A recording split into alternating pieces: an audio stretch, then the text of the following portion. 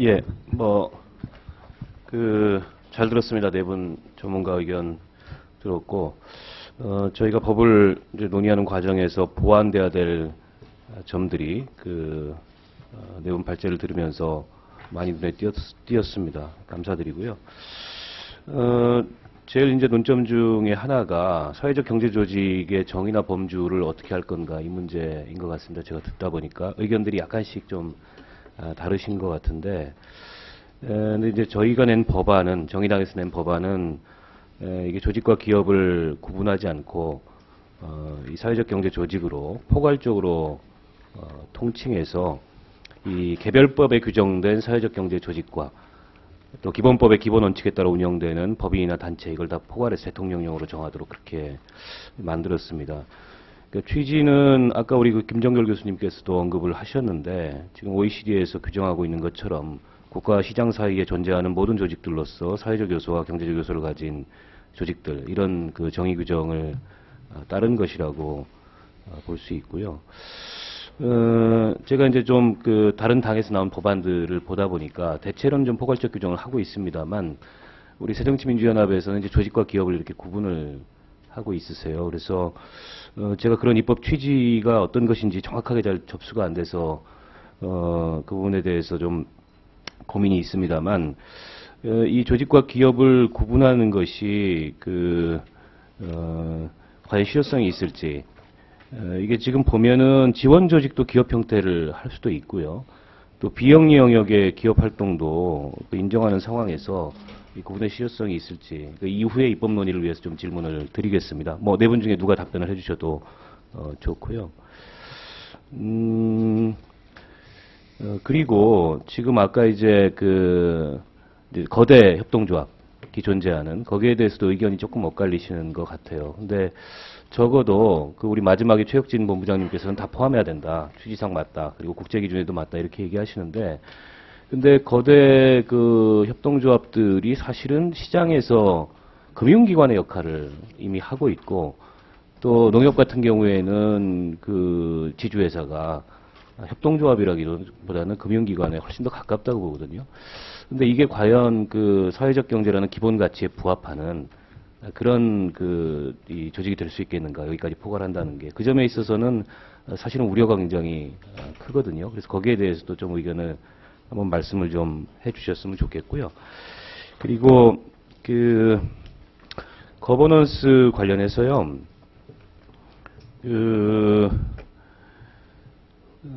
지금 보면은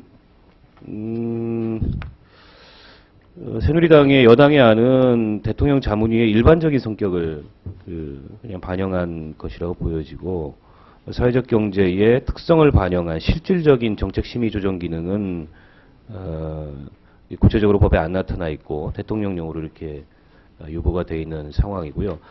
또 반면에 우리 야당에서 낸 법안들은 조금 너무 세부적인 거 아니냐, 이 기능에 대해서 이런 지적들이 있으셨습니다. 그래서 저희는 이걸 좀 어떻게 기능 중심으로 효율적인 조직 구성을 할 수 있을까, 이게 고민입니다.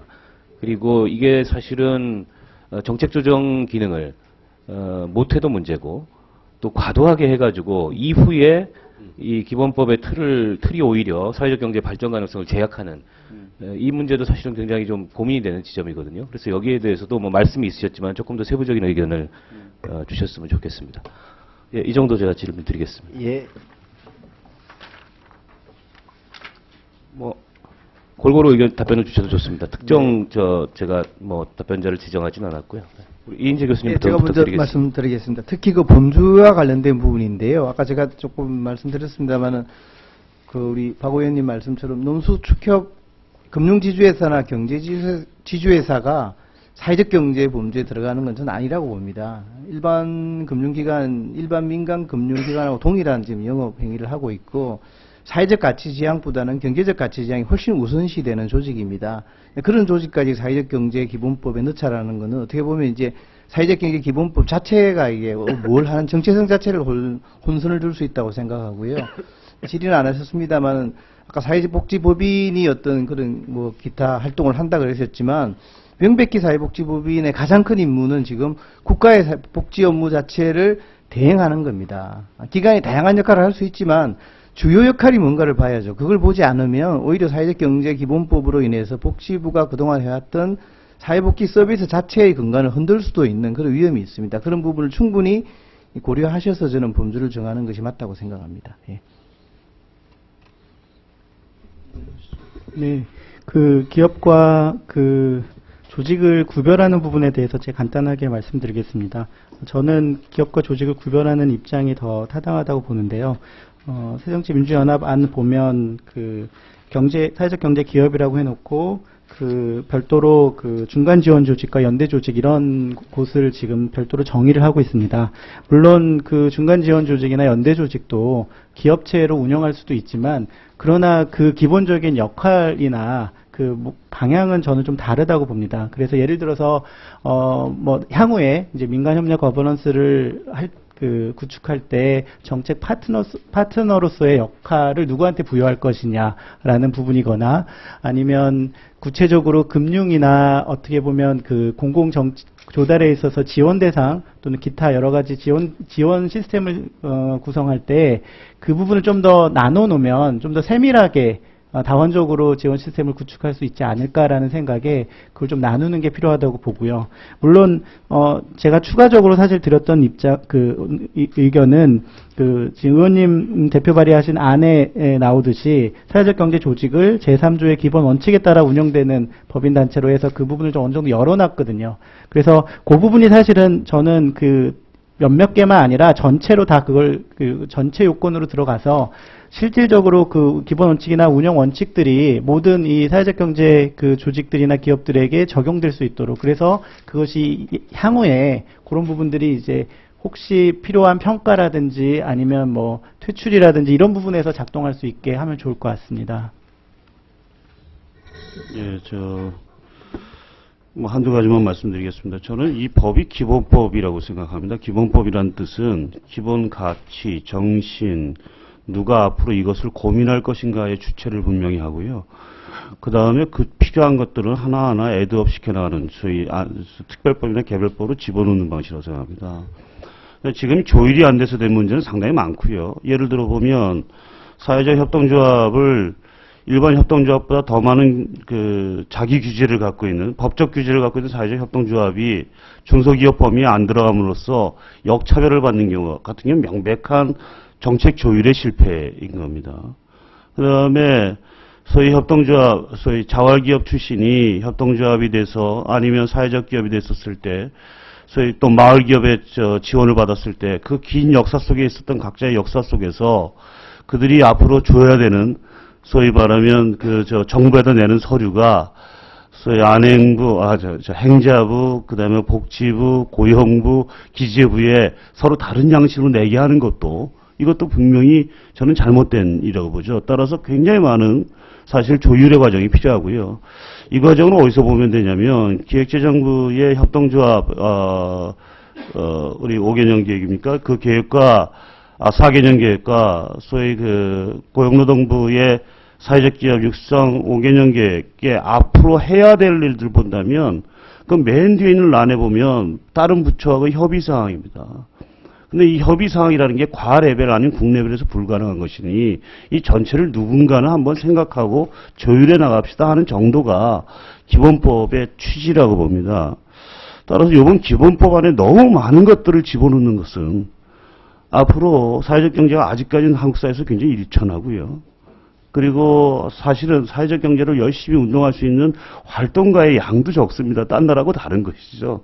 이랬을 때 이걸 너무 기구를 크게 하고 그 다음에 너무 많은 부담들을 법에다 조게 되면 결국 이 법의 내용들을 해결하다가 거의 끝나버리는 형태가 될 가능성이 있어서 가능하면 법은 상당히 추상적으로 규정시켜 놓고 단순하게 규정시키고 난 다음에 그때그때 필요에 따라서 하나하나 개별법의 형태로 가져가는 게 법 취지에 맞다고 저는 생각합니다. 그런 측면에서 왔었을 때 타국의 입법 사례에서 본다 할지라도 프랑스 법이 좀 깁니다만 프랑스 법은 가치 규정을 아주 단순하게 만들어 놓고 기존에 있었던 각종의 개별법들을 다 모아 놓은 겁니다. 다른 나라에 거의 모든 10개 있는 법들은 아주 법안 조문들을 해봐야 20조 정도밖에 안 되는 것이죠. 저희는 어떤 부분에서 저희 정책적 필요성 때문에 법조문이 새누리당조차도 더 자세하게 나가고 있는데요. 이렇게까지 상당히 자세하게 규정을 해나가는 것들은 애초부터 기본법의 취지에 안 맞다고 저는 생각합니다. 저 시간이 좀 많이 흘렀으니까요. 농협 축협과 관련된 말씀만 간단히 말씀드리겠습니다. 맞습니다. 분명히 금융지수회사로서 일반 기업하고 똑같습니다. 또한 소위 사회복지법인도 실질적으로 정부의 사회복지의 업무를 대행해 나가는 겁니다. 하지만 대행해 나가는 것들의 효율성을 앞으로 어떻게 할 것인가에 대한 고민이 있는 것이고요. 농협축협과 같은 원래 시작했던 것들의 정신을 어떻게 구현할 것인가에 대한 문제는 존재합니다. 실질적으로 ICA에 회원 가입을 하고 있고요. 국제협동조합연맹에. 그 다음에 7가지 기준에 대해서 동의하고 있다는 것들을 천명하고 있는 겁니다. 따라서 각각의 것들을 사회적 경제 기업 기본법으로 옥죄는 것이 아니라 각 개별법에 의해서 규제는 받되 이 전체가 어떻게 협력해 나갈 수 있을 것인가에 대한 정도만 규정하고 있는 것들이 기본법이라면 굳이 배제시킬 필요는 없다고 봅니다. 또한 사회복지법인의 경우도 마찬가지인데요. 아니 이 법이 어떤 목적하에서 시작됐는가 했더니 중장기적으로 본다면 이 법에 정책적 목표가 있다고 봅니다. 그 얘기는 한국에서 일자리 창출과 사회 서비스 예산을 어떻게 효율화시켜 갈 것인가에 대한 얘기입니다. 즉 안정된 일자리를 어떻게 만들어 갈 것인가, 기존의 사회 서비스 예산을 어떻게 효율화시켜 나갈 것인가입니다. 정확히 얘기한다면 재정 일자리 창출 예산 12조, 그 다음에 사회 서비스 예산 11조를 어떻게 사회적 경제 방식으로 효율화시켜 나갈 것인가에 대한 얘기고요.